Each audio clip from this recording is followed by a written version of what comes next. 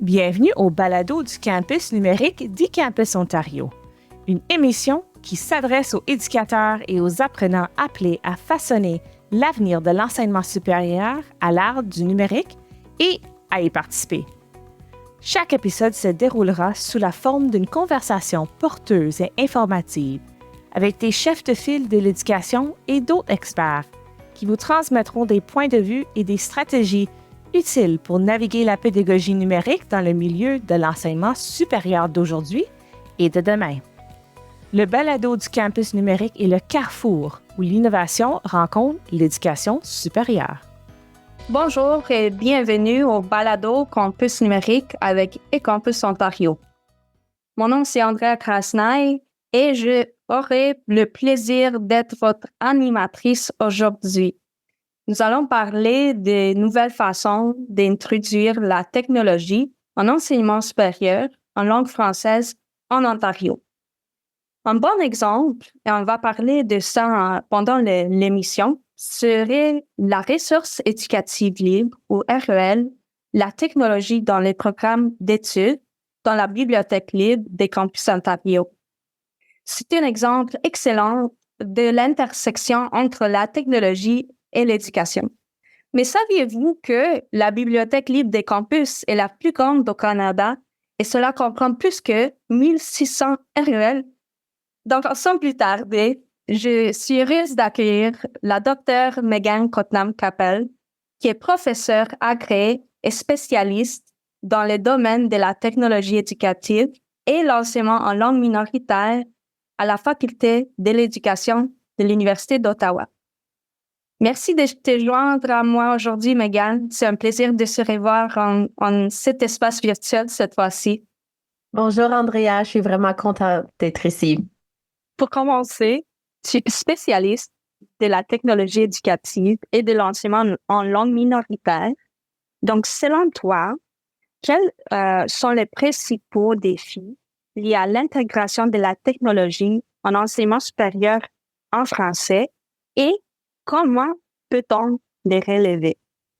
Merci pour cette question. Alors, dans mes recherches, quand je réfléchis par rapport aux défis, je pousse un peu plus loin, même le concept même, et je réfléchis par rapport aux inégalités numériques qui touchent les francophones dans notre province. Donc, moi, quand je réfléchis, quand je parle avec des enseignants, quand je parle avec des étudiants par rapport à leurs expériences, je vois 3 différents niveaux d'inégalité et ce sont véritablement des défis quotidiens qu'ils vivent. Mais la raison pour laquelle je préfère dire inégalité que seulement défi, c'est que ces inégalités sont le reflet d'inégalités structurelles dans la société. Donc, la place du français dans notre province, malheureusement, elle est marginalisée par rapport à l'anglais. Donc, c'est pas nécessairement un défi qui est par rapport à l'acteur ou la personne, c'est un défi dans notre communauté par rapport à la place du français. Premièrement, l'accès est un enjeu majeur.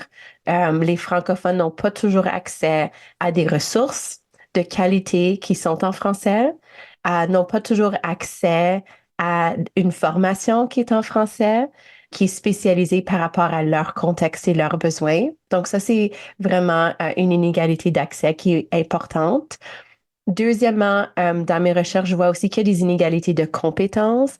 Donc, est-ce que les francophones ont les mêmes occasions de développer une variété de compétences numériques pour pouvoir contribuer par la suite à produire du contenu en français ou de faire des recherches en français?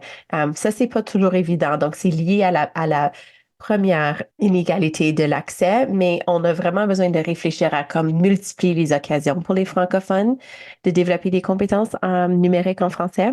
Et troisièmement, il y a aussi un défi par rapport à l'empowerment numérique. Et je pense que c'est probablement l'enjeu qui m'intéresse le plus en ce moment, c'est de voir, même si on a un accès à une ressource en français, même si on a les compétences pour participer en français, est-ce qu'on a la capacité de vraiment pleinement tirer parti du numérique, de nos compétences pour participer à la société franco-ontarienne, pour vraiment comme renforcer notre identité linguistique et culturelle et nous engager avec le numérique. Donc, ça, c'est comme les 3 niveaux que j'utilise dans ma recherche pour réfléchir véritablement aux défis. Mais comme je l'ai dit avant, je le vois un peu plus comme des inégalités numériques qui touchent les francophones. Excellent. Merci d'avoir élaboré sur ces 3 inégalités numériques. Comment penses-tu qu'on pourrait relever ces inégalités? Donc, comment on peut se rendre à cet empowerment numérique? Oui, donc évidemment, la question est large, mais je pense que on doit vraiment commencer par réduire ces inégalités d'accès. Donc, c'est une raison pour laquelle je collabore avec eCampus Ontario depuis presque une année maintenant.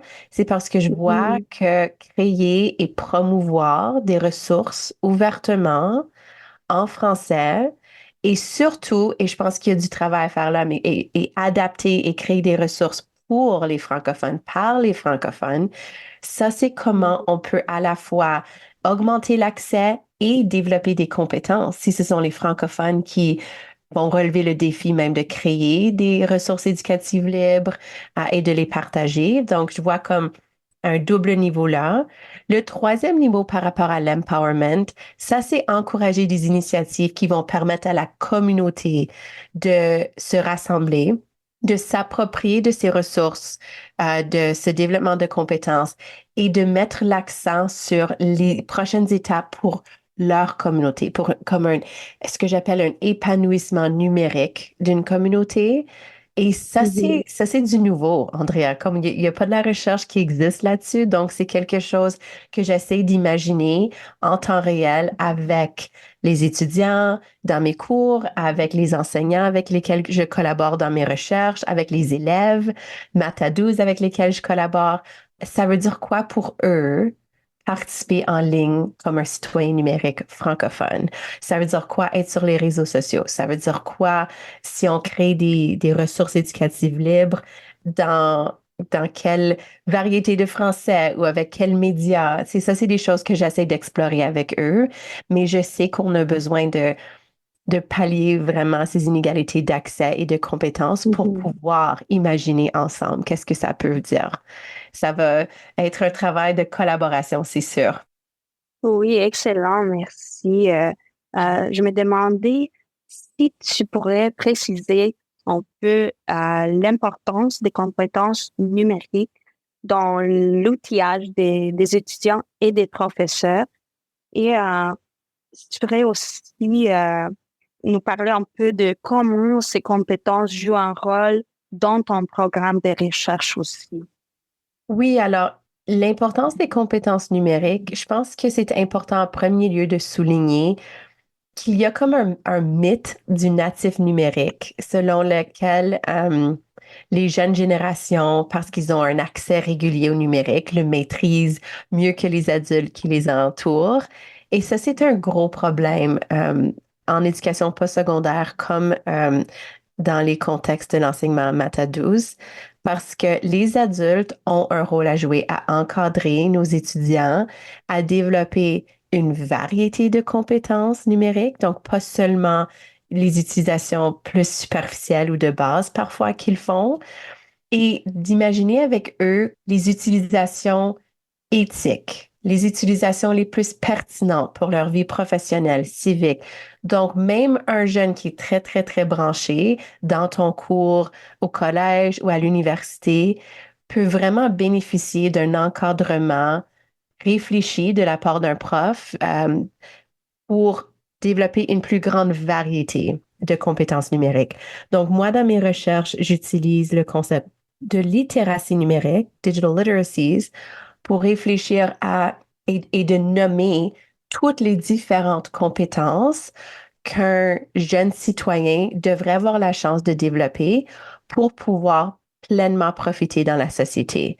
Donc, c'est pas seulement de pouvoir faire une recherche sur Google, c'est de pouvoir faire une recherche, trouver de l'information qui est pertinente, synthétiser cette information, partager cette information, créer des choses en ligne, coder, remixer, participer dans un chat et dans ce chat, savoir quoi faire quand la conversation, par exemple, devient difficile ou lorsqu'on voit quelque chose de racisme ou de problématiques qui a été partagée. Donc, on a vraiment beaucoup de progrès à faire.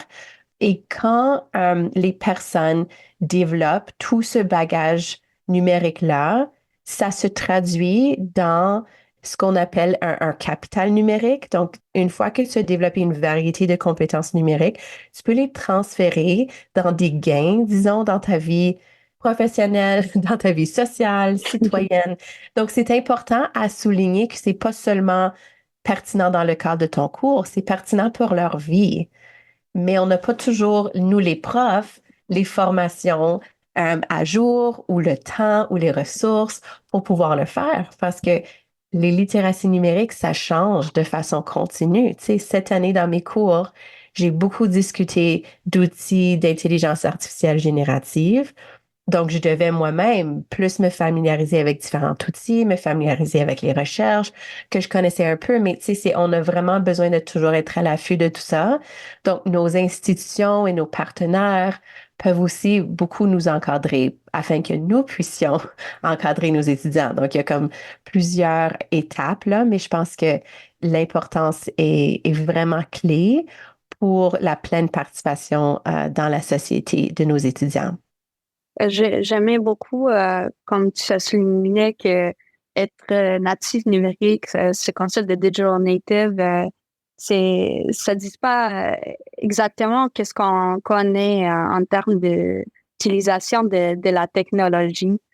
Compte tenu de tes connaissances et ton expertise, quelles sont les approches novatrices qui peuvent améliorer l'intégration de la technologie dans les programmes d'enseignement supérieur en français? Alors, moi, ce que j'aime et ce que je vois, c'est quand même assez rare, mais je pense que je vois de plus en plus d'intérêt, c'est quand les profs utilisent le numérique pour créer avec leurs étudiants. Donc, je vois beaucoup de collègues qui vont amener les étudiants à créer quelque chose de numérique dans leur cours. Donc, ils développent leurs connaissances théoriques par rapport au contenu du cours et ils développent des compétences numériques dans un environnement où ils sont encadrés par un prof. Par exemple, créer un podcast pour leur travail final ou créer des vidéos ou une bande dessinée, etc. Et ce que je vois plus rarement, mais ce qui m'intéresse, c'est qu'on les partage ouvertement, ces créations-là. Donc, si dans un cours, les étudiants vont développer un podcast, ne pas seulement partager cette balado-diffusion avec les étudiants du cours ou juste avec la professeure, mais d'imaginer comment publier. Lorsqu'on publie quelque chose, l'expérience pour l'étudiant est plus authentique. Normalement, est plus engagé parce qu'on sait qu'il y a beaucoup plus de gens qui vont possiblement consommer ce qu'il a produit. Et encore une fois, les enjeux sont différents pour les francophones. En anglais, les ressources sont nombreuses qui sont disponibles à l'international. Mais en français et en ontario français, c'est assez rare de pouvoir trouver une ressource appropriée pour ton cours aux études sup, surtout avec un accent franco-ontarien ou juste avec la variété d'accents qui sont dans nos cours. Alors moi, ce que j'aime, c'est de créer avec mes étudiants des ressources et les partager par la suite. Ça demande plus de temps de la part du prof, mais je vois des exemples justement dans la banque de REL de eCampus Ontario et j'aime voir ces exemples parce que ça me donne d'autres idées pour mes futurs cours. Oui, l'éducation ouverte, c'est une belle moyen de combler cette manque de ressources et de soutenir le partage aussi. Encore, ça me rappelle de l'inégalité structurelle que tu as mentionné tantôt. Pour ceux de notre public qui ne connaissent pas les RL, comment décrirais-tu une RL dans quelques mots? Donc, les REL, ressources éducatives libres, ce sont des matériels, typiquement, moi, je les vois comme des matériels d'enseignement et d'apprentissage, mais ça peut aussi être une ressource liée à la recherche, par exemple. Et ces ressources sont partagées ouvertement sur le web je suis pas bibliothécaire, mais avec une licence ouverte. Mais sans de Oui. trouver, rentrer dans tous les détails de qu'est-ce que ça veut dire cette licence ouverte-là. Mais grosso modo, moi, ce que je comprends, c'est que l'accès est gratuit à la ressource et la personne qui a accès à la REL peut l'utiliser, peut l'adapter, peut la remixer par rapport à ses propres besoins. Et ça, c'est la partie, je pense, que les gens ne comprennent peut-être pas tout à fait, mais tu peux trouver une REL et dire, oh, c'est proche à ce que je veux, mais c'est pas tout à fait ce que j'aurais aimé. Mais dans le mouvement de l'éducation ouverte, moi, ce que j'ai compris, c'est que on veut que les gens s'inspirent de notre ressource et peuvent la modifier. Donc, je pense par exemple à une REL que j'ai utilisée dans mon cours cette année. C'était vraiment une fantastique REL parce que c'était une banque de questions. C'était comme un questionnaire sur ChatGPT. Et est-ce que c'est approprié ou non, différentes utilisations de ChatGPT, justement dans l'apprentissage au postsecondaire. Et puis, c'était comme une banque avec, je sais pas, une trentaine de questions. Et avec les questions, il y avait aussi des justifications. Est-ce que si c'était vrai ou faux, par exemple, par rapport à ChatGPT? Alors, je prends ce document et je m'inspire de ça. J'ai choisi certaines questions qui étaient vraiment pertinentes pour mon cours, modifié quelques-unes. J'ai donné les éléments de réponse qui étaient, mais j'ai peut-être synthétisé l'élément de réponse ou quoi que ce soit. J'ai pris un document Word, je l'ai transformé en Kahoot parce que c'était comme plus peut-être intéressant. Donc, c'est de pouvoir modifier aussi, pas seulement réutiliser exactement comme tel. Pardon, je parle maintenant de mon intégration des REL, mais grosso modo, les REL, c'est ça. Ce sont des ressources ouvertes qu'on peut modifier et qui sont gratuitement partagées sur le web. Super belle illustration de l'utilisation des REL. Et de plus, je pense que tu as touché un peu sur ma prochaine question qui touche sur une REL spécifique, la technologie dans les programmes d'études. Et je voulais te demander, comment penses-tu que cette REL va impacter l'expérience d'apprentissage des étudiants de l'enseignement supérieur en français en Ontario? Alors, juste pour donner un peu de contexte, la REL, qui est nommée la technologie dans les programmes d'études, c'est la traduction d'une REL qui a été rédigée en anglais par un groupe d'étudiants dans un cours aux études supérieures. Je pense que c'était un cours de maîtrise. Et c'était justement l'aboutissement du travail du cours. Alors, c'est une collection d'évaluation de différents outils. Je pense qu'il y a comme une trentaine d'outils numériques, chacune avec une évaluation de l'outil écrit par un des différents étudiants. Donc, moi, je l'ai utilisé dans mon cours. J'avais 120 étudiants qui sont dans le programme de formation à l'enseignement ou de Teacher Ed, qui vont aller œuvrer dans les écoles très prochainement. Et je leur dis, voici une ressource qui a été écrite avec des critiques réfléchies d'étudiants aux études supérieures sur 30 différents outils. Donc, ça, c'est vraiment intéressant pour nous d'avoir accès à cette REL que tout le travail de ces étudiants dans ce cours peut se traduire dans l'impact. Juste dans mon cours, par exemple, 120 personnes qui vont voir cette REL. Et c'est intéressant que c'est une traduction. Dans ce contexte-là, est-ce que la traduction répond parfaitement à nos besoins? Non, parce que de base, par exemple, les étudiants vont vouloir savoir est-ce que l'outil est disponible en français, par exemple. Ou comme moi, si j'avais cette REL, je voudrais peut-être comme des exemples de recommandations de ces outils pour être le reflet de nos besoins linguistiques, culturels, numériques. Mais c'est une excellente première étape. C'est le contenu est pertinent. Ils doivent juste aller un peu plus loin dans leur exploration, mes futurs étudiants. Mais ce que je trouve intéressant pour moi, c'est que c'est prometteur comme exemple aussi de ce que les profs peuvent faire. Donc, si moi, dans mon cours que j'ai à l'automne, je fais le même exercice avec mes étudiants francophones, on aura une autre REL qui pourrait peut-être être traduite en anglais qui s'ajoute à la liste avec plus de perspectives, plus d'outils, etc. Donc, je trouve ça vraiment intéressant. Et j'ai aussi utilisé une autre REL qui a été traduite. C'était Naviguer dans un monde d'IA générative, suggestions pour le personnel scolaire. Donc, ça, c'était quelque chose qui a été traduit en octobre par des profs de Harvard en anglais.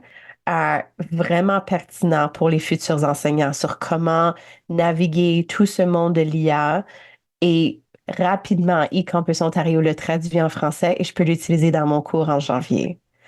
Et ça, c'était un des coups de cœur de mes étudiants parce que c'est vraiment une bonne ressource pour eux. Donc, je pense qu'il y a parfois des points forts et faibles de ces traductions-là, mais c'est une bonne première étape pour nous. On augmente l'accès et ensuite, nous devons mieux comprendre que c'est à nous de soit remixer ou de créer nos propres règles qui sont un complément à ces règles-là. Oui, je suis tout à fait d'accord avec toi, Megan. J'y pensais pendant que tu parlais et je me disais, OK, bon, ben, on peut commencer avec la traduction, puis par la suite, cette ressource peut être réadaptée, réutilisée et faite de le franco pour les franco. Donc, ça doit commencer avec cette première étape quand on pense à cette inégalité structurelle. Donc, je me demandais si tu avais des exemples ou des réussites en particulier où le perfectionnement des compétences numériques a une influence positive sur l'outillage des jeunes et des professeurs. Oui, donc honnêtement, j'ai beaucoup d'exemples parce que ça, c'est un peu mon métier, c'est d'ouvrir ces occasions-là, à apprendre avec le numérique, créer avec le numérique. Donc, fondamentalement, quand je pense à une réussite, c'est que j'essaie de trouver des occasions où je peux ouvrir cet accès, ou en recherche, je dirais comme démocratiser cet accès au pouvoir et au discours de pouvoir qui sont associés au numérique. Donc, quand je fais une formation avec des enseignants et je les amène à vivre une expérience où ils vont créer, coder, développer des ressources pour leurs élèves, vivre même la création qu'ils imaginent pour leurs élèves. Donc, si un enseignant dit, oh, j'aimerais faire un projet de balado-diffusion, je leur dis, alors, la première chose qu'on va faire, c'est qu'on va créer une balado ici et vous allez vivre l'expérience. Et ils quittent cette formation-là et de même avec les jeunes dans les écoles, si c'est des infographies ou des jeux Minecraft, ça peut être créer des vidéos ou avoir une chaîne YouTube pour l'école. Ça change leur rapport au numérique. Tout à coup, ils sont des personnes qui créent et non seulement consomment les médias numériques. Et il y a un pouvoir qui est associé à ça pour eux, de te voir de cette façon-là.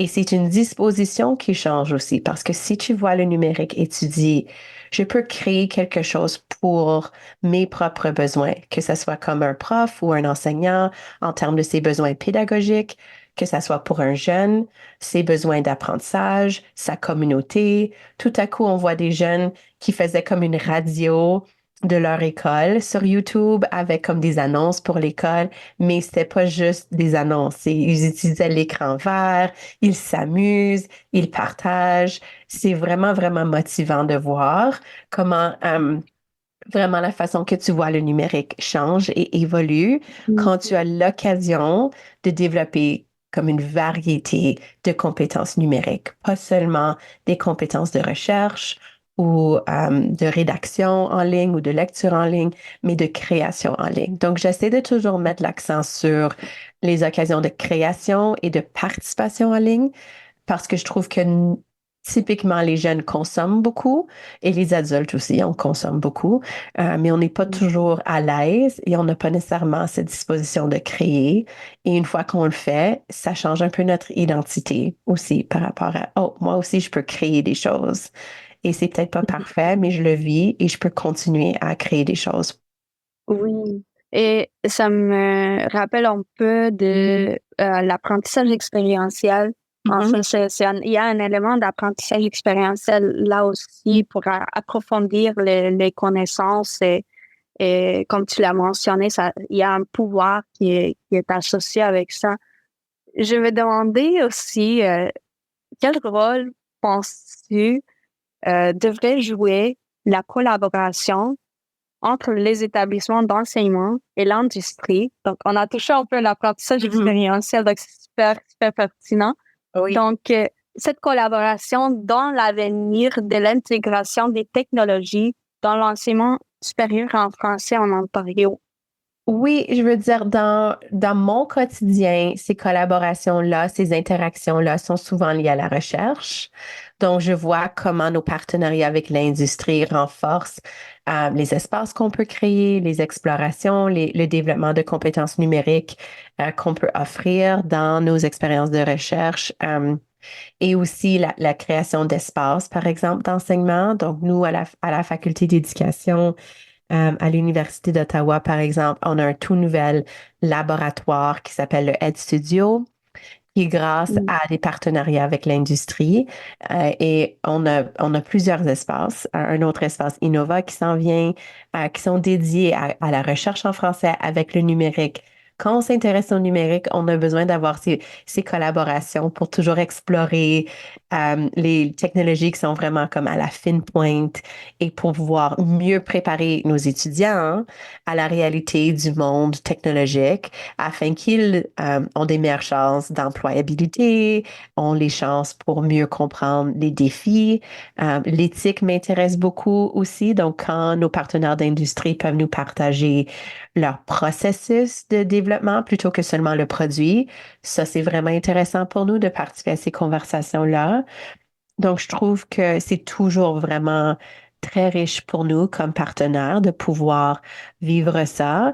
Je le vois moins dans l'enseignement que dans la recherche, donc ça, c'est probablement quelque chose qu'on pourrait explorer davantage, mais c'est la construction de partenariats, de collaborations qui vont justement aider, comme j'ai dit, à cet empowerment de nos communautés. Si on peut faire plus de recherche d'enseignement en français, et que ces partenariats peuvent renforcer ça, évidemment, c'est très, très bénéfique pour nos communautés. Effectivement. Parfait. Ce fut une conversation très agréable et très enrichissante, Megan. Et je me demandais si tu aurais quelque chose à ajouter avant de terminer. Pour moi, c'est juste, ce que je peux dire, c'est que mes recherches en ce moment indiquent que pour une variété de raisons, parfois les acteurs francophones hésitent. Ils vont créer des choses, ils vivent des choses que je sais sont vraiment, vraiment intéressantes dans leur cours, mais on hésite d'aller jusqu'à cette dernière étape, de partager ouvertement. Donc, j'espère juste que peut-être en écoutant cette conversation, en réfléchissant par rapport à ce manque d'accès et des bénéfices de partager ouvertement pour non seulement soi-même et ses étudiants, mais pour la communauté plus large, que peut-être il y a des personnes qui vont peut-être réfléchir à la possibilité d'intégrer un projet dans leur cours ou ils développent quelque chose avec leurs étudiants et publient par la suite ou publient quelque chose qu'ils viennent de développer pour un cours ou dont ils sont fiers ou que leurs étudiants apprécient beaucoup, qu'ils font déjà dans leur cours. Parce que je peux dire que les collègues francophones vont beaucoup apprécier ce partage et c'est vraiment, vraiment bien pour nos étudiants de voir des REL faites par et pour notre communauté francophone minoritaire. Merci beaucoup, Megan. C'est une belle résumé de tout ce qu'on vient de discuter. Donc voilà, c'était le balado Campus numérique. Merci encore d'être ici avec moi aujourd'hui, Megan, et d'avoir apporté ton expertise. C'est super apprécié. Et sachez que dans les notes de l'émission, nous inclurons des liens vers des informations, des nouvelles et d'autres ressources mentionnées dans cette émission pour vous donner l'occasion de vous plonger plus profondément dans ces ressources aussi. Vous aurez également des liens vers les profils de Megan sur les médias sociaux afin que vous puissiez communiquer avec elle en ligne. Je fais aussi partie d'une communauté Slack qui est vraiment intéressante, qui est organisée, chapeautée par Taylor et l'équipe eCampus. Donc, si on peut mettre ce lien-là aussi, parce que nous sommes presque 300 profs francophones de l'Ontario qui échangent et partagent des ressources sur une communauté Slack et c'est vraiment intéressant. Donc, si on peut aussi mettre ce lien-là, je l'apprécierais beaucoup. Oui, je vous invite le public de nous rejoindre dans notre réseau d'échanges pratiques. C'est ce que tu viens de mentionner, Megan. Oui. On va s'assurer de mettre ce lien aussi pour le public aussi. Parfait. Donc, merci de nous avoir écoutés. Je suis Andrea et c'était le balado Campus numérique. Merci d'avoir assisté au balado du campus numérique d'eCampus Ontario, une émission qui s'adresse aux éducateurs et aux apprenants appelés à façonner l'avenir de l'enseignement supérieur à l'ère du numérique et à y participer. Si vous avez aimé cette émission, veuillez vous y abonner et en transmettre le lien à vos relations. Visitez notre site web et suivez-nous sur X et LinkedIn. Vous y trouverez plus d'informations, d'outils et de soutien pour naviguer avec succès la pédagogie numérique dans le milieu de l'éducation supérieure d'aujourd'hui et de demain. Financé par le gouvernement de l'Ontario et le gouvernement du Canada. Les avis exprimés ne sont pas nécessairement ceux des sponsors.